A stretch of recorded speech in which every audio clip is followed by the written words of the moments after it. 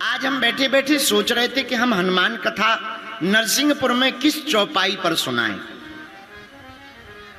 बहुत देर सोचने के बाद परम पूज्य महाराज जी हनुमान चालीसा की एक चौपाई हमको याद आई।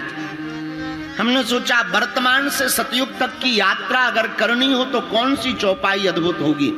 तब तक गुरु प्रेरणा अनुसार हमें एक चौपाई बड़ी प्यारी लगी। इस चौपाई पर हम पहले एक बार बोल चुके हैं, लेकिन इस बार थोड़ा अलग तरीके से इस चौपाई को देखने की कोशिश की है। आगे गुरुदेव का प्रसाद होगा। चौपाई बड़ी प्यारी है, सबको याद है।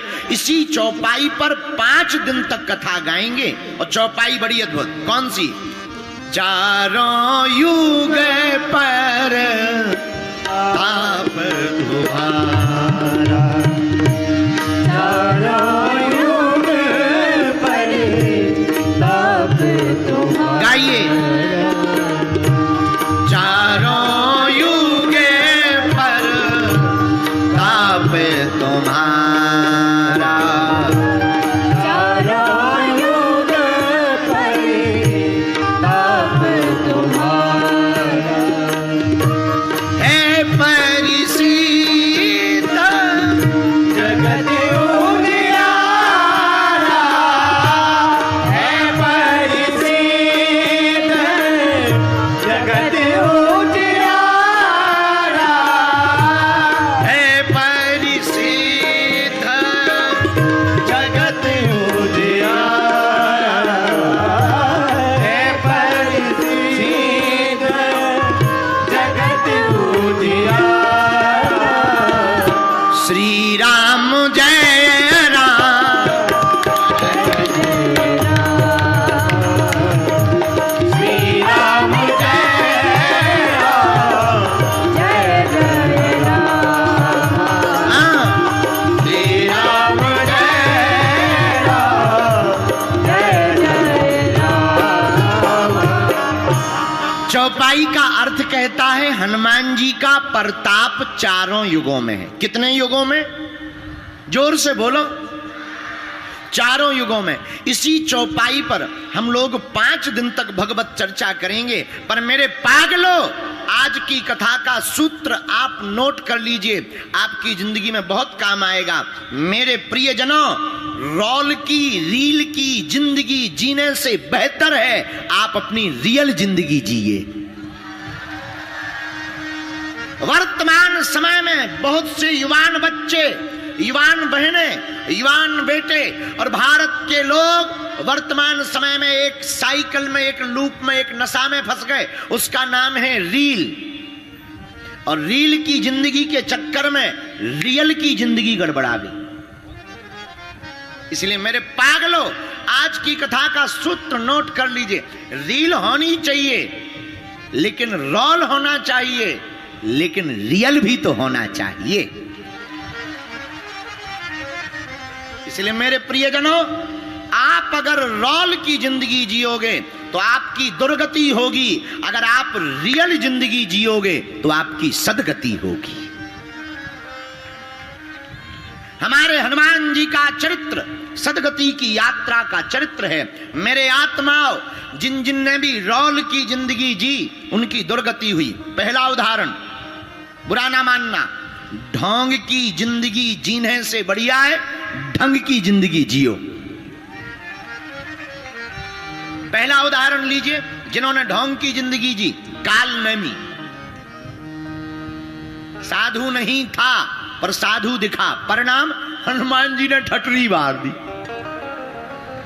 गया काल ने भी हनुमान जी से ही बोला गुरु दीक्षा ले लो, हनुमान जी बोले दक्षिणा ले लो। काल ने भी बोला नहीं नहीं नहीं, पहले दीक्षा लो, हनुमान जी बोले हमारा नियम है पहले दक्षिणा लो। और पैर पकड़ करके पहले नीचे और फिर ऊपर, जय बजरंगबली। ये क्या कारण है? ये रोल की जिंदगी का कारण है। रोल की जिंदगी जिए, दुर्गति हो गई। हाँ, बात अलग है, हनुमान जी के हाथों उद्धार हुआ। दूसरा उदाहरण लीजिए, रावण साधु का भेष बनाकर माता जानकी का हरण किया, परिणाम रावण का सर्वनाश हो गया। हाँ जी या ना जी? क्योंकि वो रियल जिंदगी नहीं, रोल की जिंदगी जी रहा था। तीसरा उदाहरण सूपनखा। पंचवटी में जब राम जी विराजमान थे तब सूपनखा रोल की जिंदगी बना करके आई। राम जी से बोली, तुम सम पुरुष नमो सम नारी, यह संजोग विधि रचा विचार। सूपनखा थी नहीं वैसी, पर मेकअप करके आई, चेहरा को सजा करके आई। राम जी को देखकर बोली है, आपके जैसा कोई पुरुष नहीं है, हमारी जैसी कोई स्त्री नहीं है। राम जी बोले, तो हम क्या करें? महाराज शादी कर लो। राम जी माता जानकी जी की तरफ देख रहे, बात सूपनखा से कर रहे। किसी ने राम जी से पूछा कि भाई आप बात सूपनखा से कर रहे पर देख जानकी जी की तरफ रहे, तो मुस्कुराते हुए राम जी बोले, वो रोल की जिंदगी है, ये रियल जिंदगी है।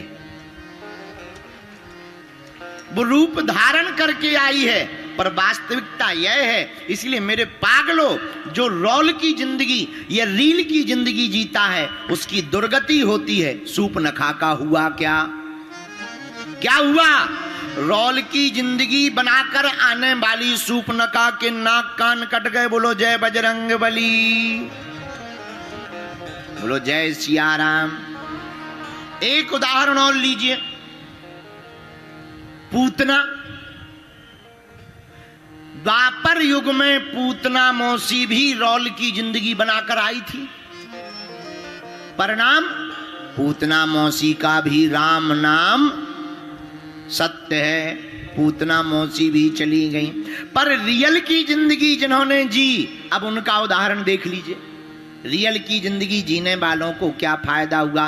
पहला उदाहरण श्री जटायु जी महाराज। कितना अद्भुत उदाहरण! अरे जटायु जी महाराज का उदाहरण बड़ा अद्भुत उदाहरण है। श्री जटायु जी महाराज ने देखा कि कोई विदेशी आक्रांता राजा हमारी भारत की बेटी को हरण करके ले जा रहा।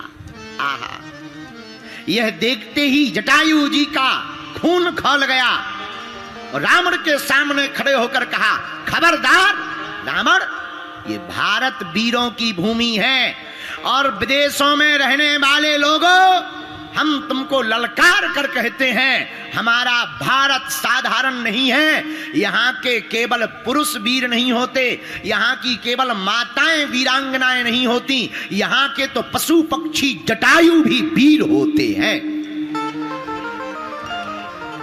जटायु जी ने रास्ता रोक दिया रावण का। रावण हतप्रभ रह गया। क्यों? क्योंकि जटायु जी का जीवन रोल का जीवन नहीं है, रियल का जीवन है। और रियल के जीवन के कारण इतने बड़े विदेशी राजा, पावरफुल राजा रावण को भी ठिकाने लगाने का काम श्री जटायु जी ने किया।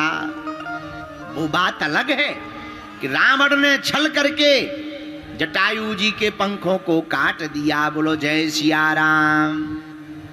लेकिन रावण, एक बात सुनो, तुमने पंख जरूर जटायु जी के काटे, तुमने पत्थरों को खिलाया, जटायु जी गिर गए, लेकिन रावण, जो लाभ दुनिया में किसी को प्राप्त नहीं हुआ वह लाभ जटायु जी को प्राप्त हुआ।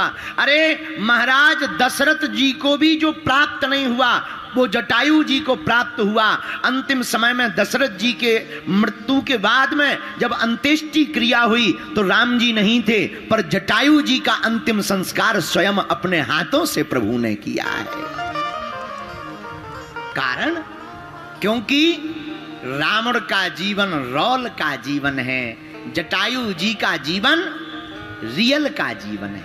रियल समझते हो ना? रियल का मतलब है वास्तविक। क्या मतलब है? जोर से बोलिए।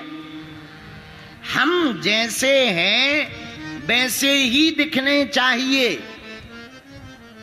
ज्यादातर लोग दुनिया में इसलिए परेशान हैं, वो जो हैं वो दिख नहीं रहे, जो नहीं है वो दिखने का नाटक कर रहे, इसीलिए हैरान है।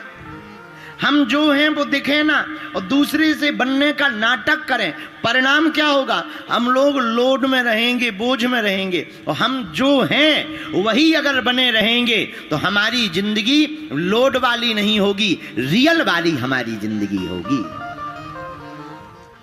हनुमान जी महाराज ने अपनी जिंदगी रोल का जीवन नहीं, रियल जीवन जिया। जैसे थे वैसे ही भगवान जी के चरणों को पकड़ा, रघुनाथ जी के चरणों को पकड़ा, तो परिणाम क्या हुआ? हनुमान जी ने रियल का वास्तविक जीवन जिया। तो तुलसीदास जी ने लिखा और राम जी ने वरदान दे दिया, क्या? चारों युग परिताप तुम्हारा, चारों युग परिताप तुम्हारा, हे परिसिद्ध जगत उजियारा, हे परिसिद्ध जगत उजियारा। श्री राम जय राम, श्री राम जय राम, जय जय राम, श्री राम जय राम, जय जय राम, श्री राम जय राम, जय जय राम। श्री हनुमान जी का चरित्र वास्तविक चरित्र है। अरे हनुमान जी हमेशा सदा सर्वदा वास्तविक हैं। और नरसिंहपुर वालों, एक बात और गांठ बांध लो। पूछो क्या? पूछो भैया, जीवन जीना सीखना है तो हनुमान जी के चरण पकड़ लो। किसके चरण पकड़ो? जोर से बोलो। देखो, जिंदगी दो प्रकार से जीवन को जिया जा सकता। कितने प्रकार से? दो बल से, एक कर्म बल, एक कृपा बल, पुरुषार्थ से और प्रसाद से। एक है पुरुषार्थ, एक है प्रसाद। तुम पुरुषार्थ के बल पर पद तो पा सकते हो, नाम पा सकते हो, धाम पा सकते हो, दाम भी पा सकते हो। पुरुषार्थ के बल पर पद, प्रतिष्ठा, नाम, दाम, पैसा, संपत्ति तो पा सकते हो, लेकिन स्थायी नहीं रख सकते हो। लेकिन अगर पुरुषार्थ के साथ साथ तुम्हें हनुमान जी का प्रसाद मिल जाए तो तुम्हारा बाल बांका नहीं हो सकता है। क्यों? क्योंकि हनुमान जी का एक और काम है, तुम रक्षक काहू को डरना, तुम रक्षक काहू को डरना, तुम रक्षक काहू को डरना, तुम रक्षक काहू को डरना, तुम रक्षक काहू को डरना, तुम रक्षक काहू को डरना, तुम रक्षक काहू को डरना, तुम रक्षक काहू को डरना। श्री राम जय राम, जय जय राम, श्री राम जय राम, जय जय राम, श्री राम जय राम, जय जय राम। अगर हनुमान जी रक्षक हो जाएं तो हमारा तुम्हारा जो सम्मान है वो कभी मिटेगा नहीं। सम्मान बना लेना ठीक है, पद पा लेना ठीक है, नाम कमा लेना ठीक है, लेकिन उसे बनाए रखना बड़ा कठिन है। उपाय क्या है? पुरुषार्थ के बल पर कमा सकते हो, पर रक्षा पुरुषार्थ के बल पर नहीं हो सकती है। वो तो कृपा के बल पर ही हो सकती है, प्रसाद के बल पर ही हो सकती है। इसलिए भारत के लोगों, एक बात तुम गांठ में बांध लो, हमें पुरुषार्थ भी करना है और प्रभु का प्रसाद भी पाना है। हमें कर्म भी करना है और कृपा को भी पाना है। क्यों? क्योंकि जो हमने कर्म करके पाया है वो सुरक्षित रहे, वो गुरु कृपा से ही संभव। ऐसे समझो, हमने बहुत से लोग उदाहरण में देखे, बड़े बड़े पद पे पहुंच गए लेकिन 5-6 साल में ही नीचे आ गए। हमने बड़े बड़े नेता देखे, अभिनेता देखे, अरे बड़े बड़े नाम देखे, एक एक रात में 1 नाइट स्टार बन गए। धूम मच गई, जगह तगह एकदम होर्डिंग बैनर, जहां देखो वहां एकदम ऐसे उंगलियां करत घूम रहे, खूब ऐसे ऐसे। लेकिन अगर प्रसाद नहीं है, कृपा नहीं है, तो ये बल टिकेगा नहीं। उपाय क्या है? जो तुमने पाया है वो पुरुषार्थ है, बुरा ना मानिएगा। हमें जो मिला वो तेरी मेहरबानी है, हमें जो प्राप्त हुआ वो तेरी मेहरबानी है। अगर ये भाव अंदर बैठ जाएगा तो तुम्हें जो मिलेगा वो दुनिया में कभी कोई छीन नहीं पाएगा। देखो, आध्यात्मिक आदमी जो होगा उसको 5 फायदे जरूर मिलेंगे। कितने फायदे मिलेंगे? जोर से तो बोलो। क्या बात है, तुम लोग भूखे आए हो क्या? ऐसे दिख रहा है जैसे किसी ने लट्ठे से पीटा हो। नरसिंहपुर वाले ऐसे थे तो नहीं, बदल गए क्या? अच्छा तो सुनो ध्यान से, अध्यात्मिक होने के कितने फायदे हैं? अरे बोलो। अच्छा तो बताओ कौन कौन से, बताओ बताओ। दांत निकाल दे खींचा। लोगों के भी अद्भुत मजे हैं, सुनने वालों के। कुछ नहीं करना, आके सबसे आगे बैठ जाना, बाकी का काम गुरु जी का है। संगीत भी सुनाओ, थोड़ा बीच बीच में कथा भी सुनाओ, थोड़ा बीच बीच में ऊंची बात भी सुनाओ। क्या अद्भुत मजे हैं तुम लोगों। अच्छा कोई बात नहीं, अब बैठ गए हो, आध्यात्मिक 5 फायदे हम बता देते हैं। पहला फायदा, जो आध्यात्मिक होगा उसे पहला फायदा आत्मिक संतुष्टि का होगा। किसका होगा? आत्मिक संतुष्टि का। मन एकदम प्रसन्न रहेगा। जो आध्यात्मिक होता है वह संतुष्ट रहता है, क्योंकि उसे पता होता है कि जितना हमने किया है उतना मिल गया, बाकी कितनी भी खुपड़िया घुमा ले मिलने वाला नहीं। ये पहला फायदा। इसलिए आध्यात्मिक आदमी कहता जो प्राप्त है वही पर्याप्त है। आध्यात्मिक होने का दूसरा फायदा, तन और मन दोनों का रिपेयरिंग होता रहता, क्लीन होता रहता। मन भी साफ रहता, तन तो साफ रहती ही है। वर्तमान समय में लोगों के तन तो साफ रहते हैं, मन खराब रहती है। फोटो 2 प्रकार की होती है। बाहर की जो कैमरा से ली जाती है उसको फोटो कहते हैं, एक भीतर की होती है एक्सरे फोटो। बाहर वाली में भीतर का पता नहीं लगता, लेकिन भीतर वाले में पता लग जाता है कि कितने खोखले हो। बोलो सीताराम। यही तो हनुमान जी ने रावण से कहा था। रावण के सामने हनुमान जी खड़े हुए, रावण बोले क्या बंदर? हनुमान जी बोले बोलो 10 कंदर। रावण बोला क्यों, तुम्हें डर नहीं लग रहा? हनुमान जी बोले हमें तो नहीं लग रहा, तुम्हें लग रहा? रावण बोला हमें क्यों डर लगेगा, हमारे सामने तो मौत भी ड्यूटी करती है। और रावण ने मृत्यु को हनुमान जी के बगल में खड़ा कर दिया। अब डरेंगे हनुमान जी? क्यों बंदर, देखा बगल में कौन है? हनुमान जी बोले देख लिया। कौन है? मौत है, मौत। डर नहीं लग रहा? हनुमान जी बोले हमें नहीं लग रहा है। क्यों? बोले मौत खड़ी हमारे बगल में है पर देख तुम्हें रही है। आओ, आओ, खड़ी हमारे बगल में पर देख तुम्हें रही है। तो रावण बोले हमारी तरफ क्यों देख रही? हनुमान जी बोले क्यों, बीपी हाई हो रहा है क्या? नहीं नहीं बताओ क्यों देख रही है? हनुमान जी बोले हमसे पूछ रही है कि अभी हमला करें कि बाद में। अरे तो हनुमान जी तुम्हें डर क्यों नहीं लगता, क्या बात है? हनुमान जी मुस्कुराते हुए बोले, भैया जिसके सिर पर सीता राम का हाथ होता है वो फिर लंका में भी शंका नहीं करता है। तो दूसरा फायदा,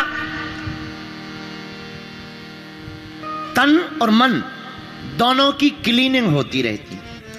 तन की क्लीनिंग क्या है? तन गंगा स्नान करते हैं आध्यात्मिक होने से, नर्मदा स्नान करता है व्यक्ति, यमुना स्नान करता है तो तन की शुद्धि होती है, और कथा में आकर के जब बैठता है तो मन की शुद्धि होती है। यह आध्यात्मिक होने का दूसरा फायदा है।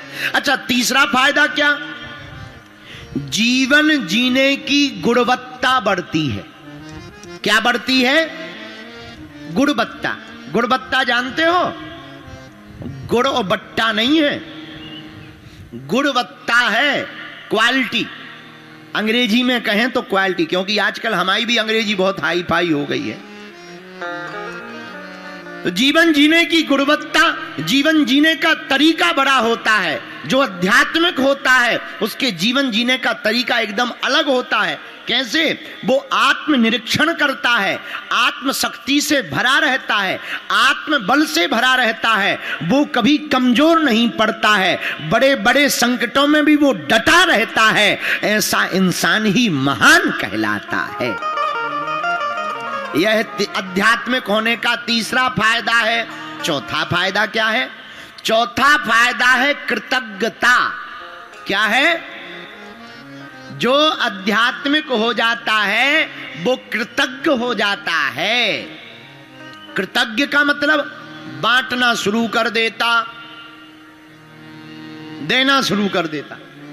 वरना जो आध्यात्मिक नहीं होता वो केवल लेना जानता। अच्छा, बुराई नहीं है, लेकिन संपत्ति विपत्ति का कारण है। नदी में कुआं खोदा जाए और कुएं में पानी एक बार धारा बहे भर जाए, पर वो पानी अगर निकालेंगे नहीं तो नया नहीं भरेगा। इसलिए नदी में कुआं खोदो तो बार बार पानी को बाहर निकालते रहो ताकि नया शुद्ध जल भरता रहे। वैसे ही जिंदगी में अगर उदारता आ जाए और कोई हमें सम्मान दे और हम भी दूसरों को सम्मान देना प्रारंभ कर दें, दूसरों को मान देना प्रारंभ कर दें, तो हमारी निजी जिंदगी प्रसन्नमय हो जाएगी, हमारी कृतज्ञता बढ़ती चली जाएगी और विनम्रता बढ़ती चली जाएगी। लेकिन आध्यात्मिक आदमी के जीवन में स्वभाववश कृतज्ञता आ जाती है। ये चौथा फायदा है। पांचवा फायदा क्या है? पांचवा फायदा है मुस्कुराहट। जो आध्यात्मिक होगा वो मुस्कुराता मिलेगा। अब ये देखो, महात्मा बैठे, इनके कोई एमएलए की कुर्सी नहीं है, कोई 100, 200, 500 एकड़ जमीन नहीं है। जिनके 500 एकड़ है उनके मुंह देखो, हाँ ऐसे लटके रहते हैं जैसे घर से मार खा के आए। एक आदमी नरसिंहपुर का मिला हमें पूर्व जन्म में, चंगीलाल, पूर्व जन्म में मिला, हमारा ही चेला था। एक दिन आया, बहुत अमीर आदमी था, इतना अमीर को उसे पता ही नहीं था कि कितना धन है। हमने पूछा क्या बात है, आजकल कमजोर क्यों हो रहा है? बोले गुरुजी टेंशन है। हम कहा क्या टेंशन है? बोले मुनीम कह रहा था कि आपके पास इतनी संपत्ति हो गई है कि 9 पीढ़ियां बैठ के खा सकती। हमने कहा बहुत अच्छी बात है, इतनी संपत्ति हो गई, भगवान की कृपा है, दान दो, धर्म कर्म करो, पुण्य करो, हमारी कथा करवाओ। नरसिंहपुर का आदमी ऐसा कहीं हो सकता? बोला गुरुजी हम ये कह रहे हैं दान पुण्य तो हम सब कर लेंगे बाद में, पर हमें टेंशन हो रही है। हमने कहा क्या टेंशन हो रही? बोले 9 पीढ़ी तो बैठ के खा लेगी, पर 10वीं का क्या होगा? आओ, आओ। अरे हम कहा तुम्हारी जय हो, हम कहा इससे अच्छा तो तुम आत्महत्या कर लो। अरे जरूरी थोड़ी है कि तुम्हारी 10वीं पीढ़ी तक ये धन रुकेगा, 2-3 पीढ़ी में ही कोई कपूत आ जाएगा, पूरे धन को नष्ट कर देगा। इसलिए भैया तुम इस चिंता में, इस चक्कर में मत पड़ा करो कि हमारे बेटा के लिए धन हो जाए, बेटी के लिए धन। हाँ इतना हो जाना चाहिए। कितना? गुरुवर इतना दीजिए, गुरुवर इतना दीजिए, जामे कुटुंब समाए, मैं भी भूखा ना रहूं, साधु न भूखा जाए। मैं भी भूखा ना रहूं और साधु न भूखा जाए, इतना हो जाना चाहिए। भैया आध्यात्मिक होने का ये 5वां फायदा है। इन महात्माओं के पास संपत्ति नहीं है, इन महात्माओं के पास बड़े बड़े पद नहीं है, बड़ा कद नहीं है, लेकिन इनके पास में मुस्कुराहट है। क्यों? क्योंकि इन्हें पता है माया तेरी बड़ी अजब है राम, माया तेरी बड़ी अजब है राम, सखीरी तेने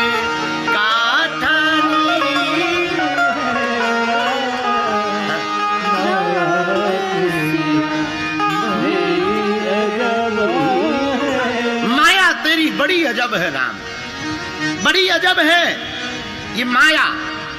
एक महात्मा कछुआ को गुरु बनाए थे, कछुआ को। एक आदमी गया, बड़े मूर्ख हो, कितना गंदा जीव है, आपने इसको ही गुरु बना लिया। महात्मा बोले चुप रहो, गंदा मत बोलो, हमारा गुरु है। अरे कछुआ कहीं गुरु होता है? महात्मा बोले बहुत बढ़िया है। क्यों बढ़िया है? कछुआ का गुण है, कोई भी नजदीक जाता है वो आहट पाते ही अपने शरीर को सिकोड़ लेता। कोई कितना भी कोशिश करे, कोई कितनी भी प्रयास करे, उठावे पलटावे गिरावे, पर वो अपना तन बाहर नहीं निकालता। मेरे पागलों, हम लोगों का जीवन भी ऐसे ही कछुआ की तरह होना चाहिए। महात्मा बोले भैया जो कामनाओं को देखकर, वासनाओं को देखकर, भैया कीचड़ को देख करके अगर कोई इंसान अपने मन को भी अगर सिकोड़ करके बैठ जाए तो उसका कोई बाल बांका नहीं कर सकता है। अगर अपने आप पर बंधन इतना कर ले। इसलिए मेरे प्रिय जनों, हनुमान जी का चरित्र बड़ा अद्भुत है। हनुमान जी के चरित्र से तुम्हें कुछ सीखने को मिले या ना मिले, एक चीज जरूर जीवन में मिलेगी। हनुमान जी जहां भी रहे, जो भी करते रहे, उनसे पूछो भैया अरे हनुमान जी आपने बड़ा अद्भुत काम किया, लंका जला दी, जानकी जी का पता ले आए। हनुमान जी आंखों में आंसू भर के कहते हैं भैया ये हमारा प्रताप नहीं है, ये तो प्रभु का प्रताप है।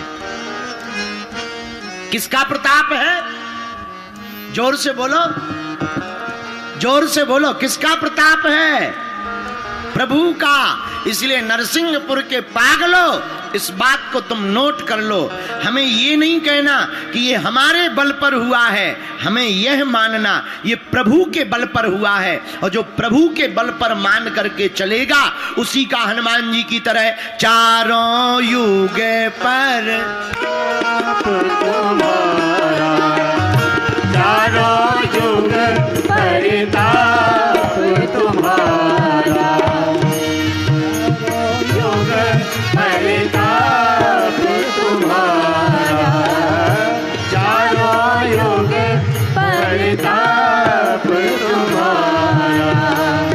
है प्रसिद्ध जगत उजियारा, है प्रसिद्ध जगत उजियारा, है परिसिद्ध जगत उजियारा, है परिसिद्ध जगत उजियारा, है परिसिद्ध जगत उजियारा, है परिसिद्ध जगत उजियारा। श्री राम जय राम जय जय राम, श्री राम जय राम जय जय राम, श्री राम जय राम जय जय राम, श्री राम जय राम जय जय राम। इसीलिए भैया हनुमान जी का चरित्र स्वीकार योग्य है कि श्री हनुमान जी महाराज रॉल की जिंदगी नहीं जीते। कौन सी जिंदगी जीते? रियल की। कौन सी? अरे बोलो तो। और हम लोग ज्यादातर रियल की नहीं, रील की जिंदगी जीते हैं। इसलिए हम लोगों का झंडा घर में भी नहीं लहराता। हम लोग रॉल की जिंदगी जीते, इसलिए हम लोगों का झंडा घर में भी नहीं लहराता, उल्टा डंडा और पड़ता। लेकिन हमारे बजरंगबली का लहर लहर लहराए रे। दोनों हाथ उठा करके पीछे वाले भी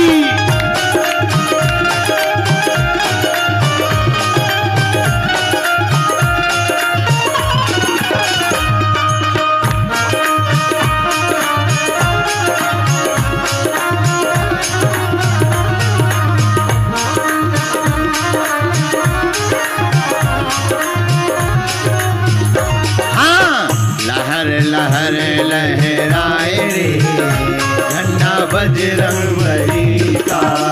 लहर लहराए रे झंडा बजरंगबली का। बजरंगबली कहाँ बजरंगबली का। बजरंगबली का। बजरंगबली का। बजरंगबली कहाँ बजरंगबली का। बजरंगबली का। बजरंगबली का। अब पीछे वाले तुम लोग पूरी खाने आए हो क्या? उठाओ दोनों हाथ। लहर लहर लहराए रे झंडा बजरंगबली का। लहर लहर लहराए रे झंडा बजरंगबली का। हो बोलो हनुमान जी महाराज की।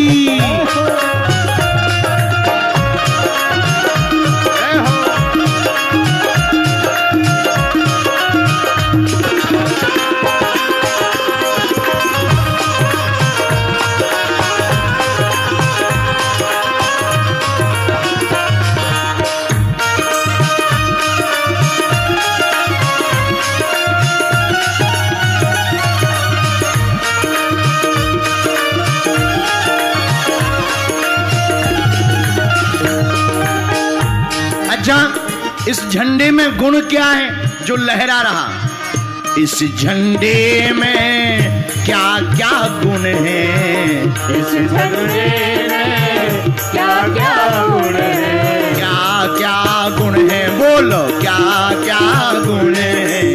क्या क्या गुण है? बोलो क्या क्या गुण है? एक गुण मिला, कौन सा? ये तो सीता का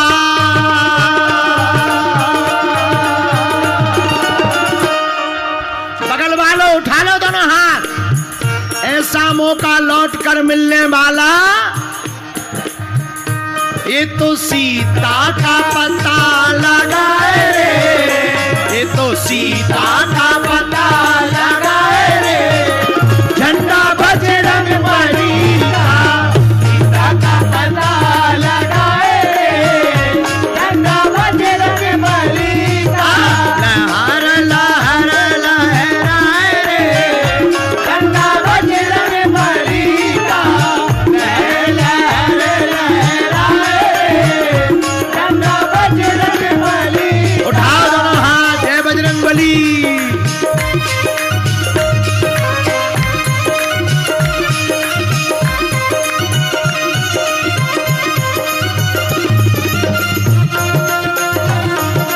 पीछे वाले दोनों हाथ उठाकर हरि बोल।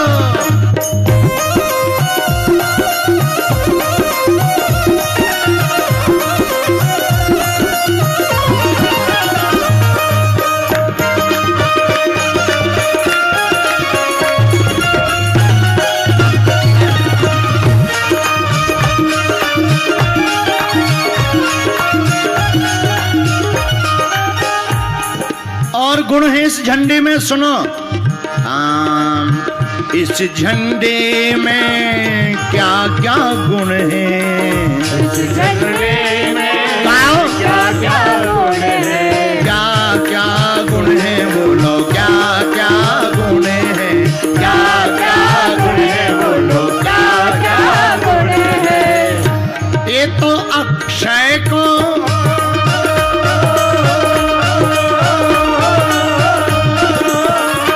ये तो अक्षय को मार गिराए रे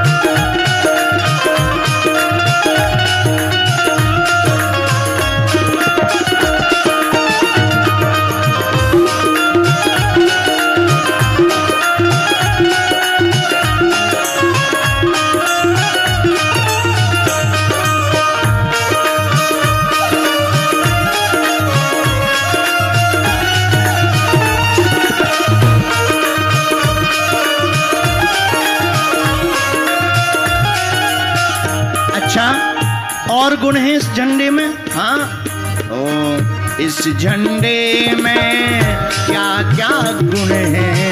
इस झंडे में क्या क्या गुण है? क्या क्या गुण है? बोलो क्या क्या गुण है? क्या क्या गुण है? बोलो क्या क्या गुण है? ये तो सोने की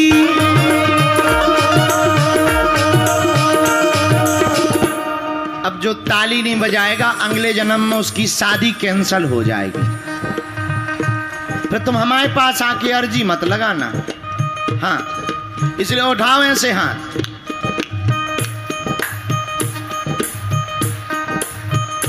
और धीरे बजाओ,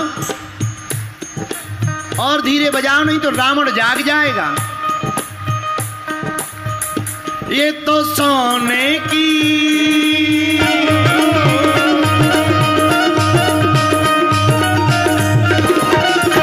ये तो सोने की लंका जलाए रे झंडा बजरंग बली का। सोने की लंका जलाए रे झंडा बजरंग बली का। सोने की लंका जलाए रे झंडा बजरंग बली का। सोने की लंका जलाए रे झंडा बजरंग बली का।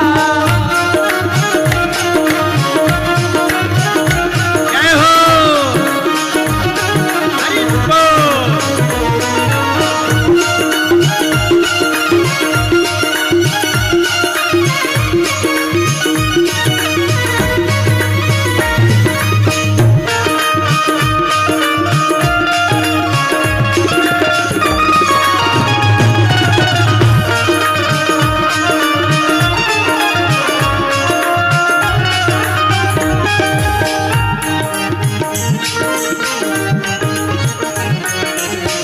इस झंडे में क्या क्या गुण हैं? इस झंडे में क्या क्या गुण है? क्या क्या गुण हैं? हाँ, क्या क्या गुण हैं? क्या क्या गुण हैं? क्या क्या गुण है? और इस झंडे में क्या गुण हैं भैया? ये तो लक्ष्मण के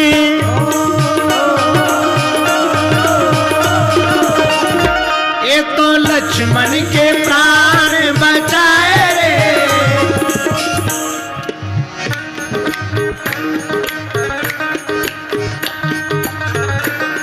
बगल वालों, अरे पागलो, जय श्री राम, जय श्री राम। ये तो लक्ष्मण के प्राण बचाए रे झंडा बजरंग बली का। लक्ष्मण के प्राण बचाए रे झंडा बजरंग बली का। लहर लहर लहराए रे झंडा बजरंग बली का। लहर लहर लहराए रे झंडा बजरंग बली का। हाँ, लहर लहर लहराए रे झंडा बजरंग बली का।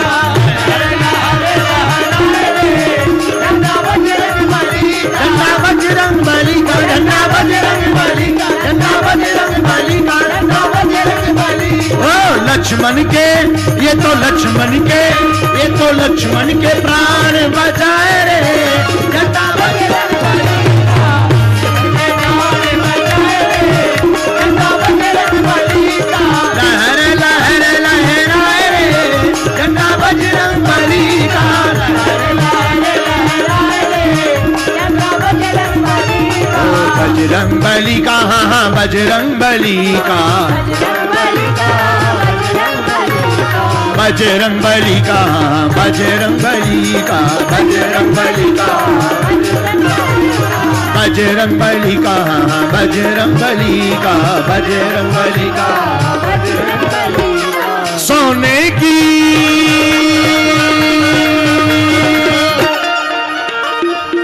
ये तो सोने की लंका जलाए रे।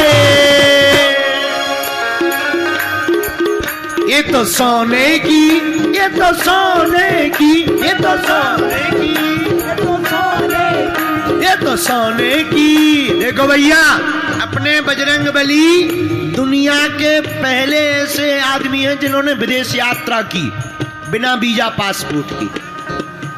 लंका गए थे, वहां जाकर ऐसा नहीं किया। क्या किया? ये तो सोने की।